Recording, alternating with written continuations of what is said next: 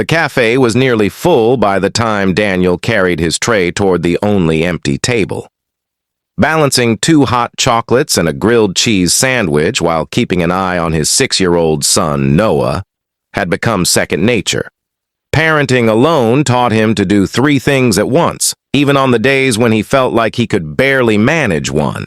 "Careful, buddy," Daniel said softly as Noah skipped beside him, his small backpack bouncing against his shoulders. "I know, Dad," Noah replied with a grin. Before they could sit down, a calm female voice stopped them. "Excuse me, can I sit with you?" Daniel looked up.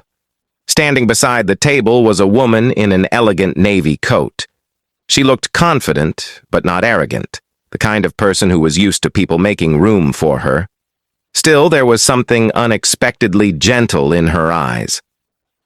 He glanced around the cafe. Every other seat was taken. "Of course," he said, pulling out the empty chair. "Looks like we're all competing for the last table." She smiled, relieved. "Thank you. I appreciate it." Noah offered an enthusiastic wave. "Hi, I'm Noah."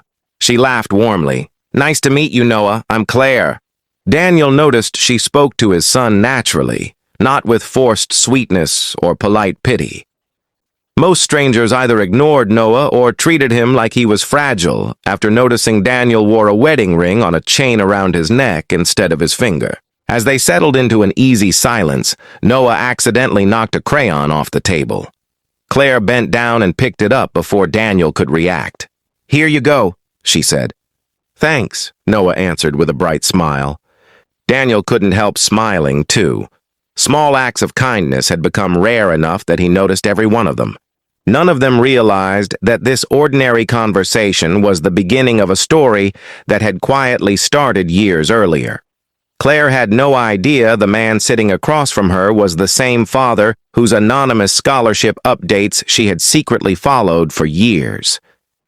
And Daniel had no reason to suspect that the successful stranger sharing his table had been changing his family's life from the shadows long before they ever met. A few days after their meeting at the cafe, Daniel found himself thinking about Claire more often than he expected.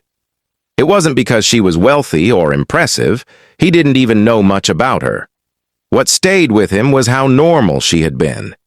She hadn't looked at him with sympathy when Noah mentioned that it was just the 2 of them at home. She hadn't asked uncomfortable questions. She had simply listened. Life, however, didn't leave much room for daydreaming. One Thursday evening, Daniel sat at his kitchen table sorting through bills after Noah had gone to bed. Rent was due the following week, and Noah needed new glasses.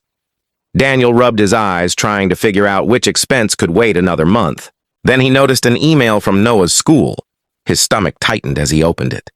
Instead of another payment reminder, it was a confirmation notice.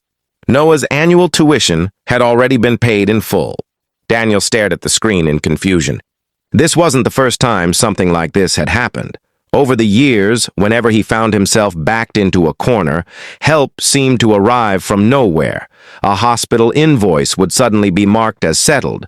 A school expense would disappear. Once, after Noah broke his arm, most of the medical costs had been covered by an anonymous donor. No matter how hard Daniel tried, he never discovered who was behind it.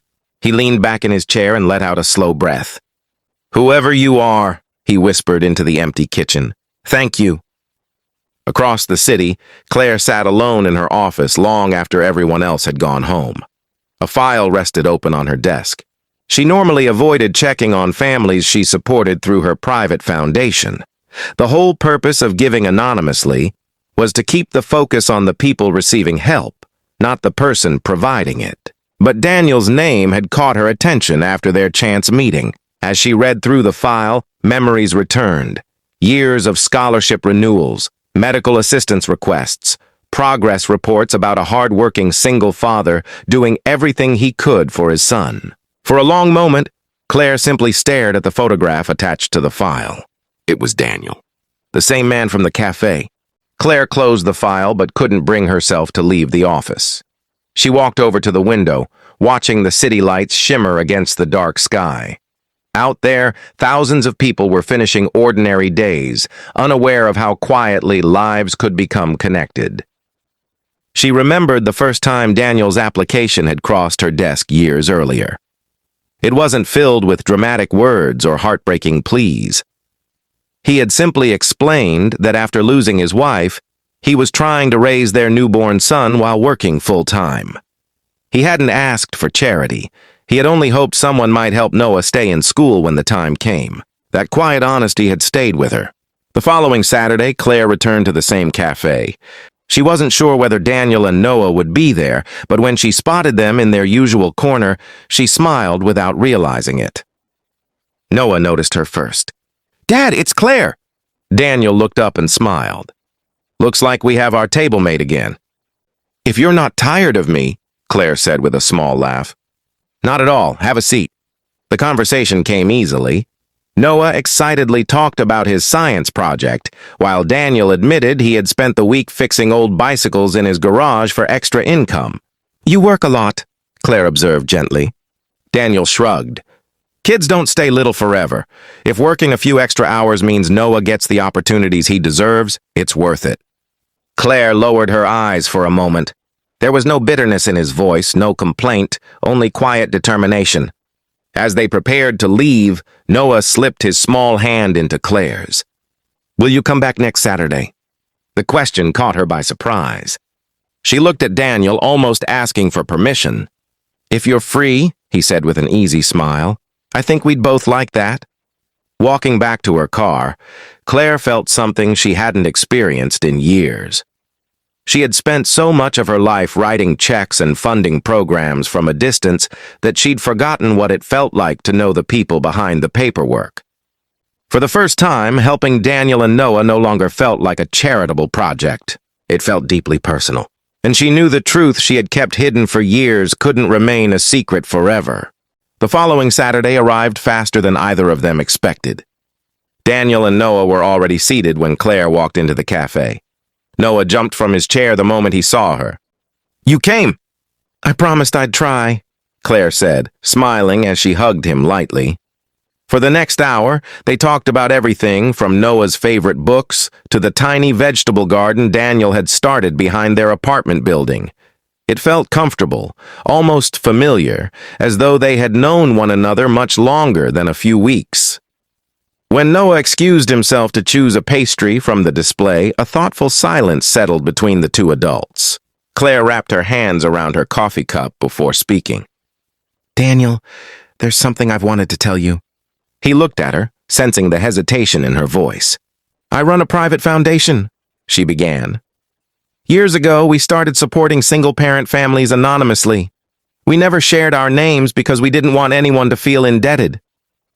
Daniel listened quietly, unsure where the conversation was leading. Claire took a slow breath.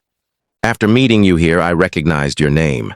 I checked one file and I realized your family was one of the first we ever helped."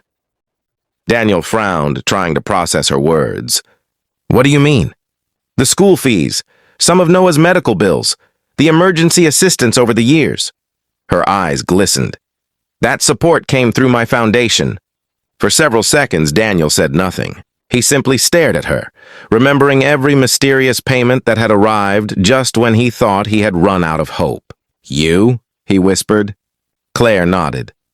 "I never expected us to meet, and I certainly never planned to tell you." Daniel looked down at the table before letting out a quiet laugh mixed with emotion. "All these years," he said softly, "I kept thanking a stranger I'd never meet." Claire smiled through tears. "You never owed me thanks. You did the hardest part. You never stopped showing up for Noah." At that moment, Noah returned carrying 3 cinnamon rolls. "What did I miss?" he asked cheerfully. Daniel smiled, his eyes still shining. "Just finding out," he said, placing a gentle hand on Noah's shoulder, "that sometimes the people who change our lives are sitting closer than we ever imagine."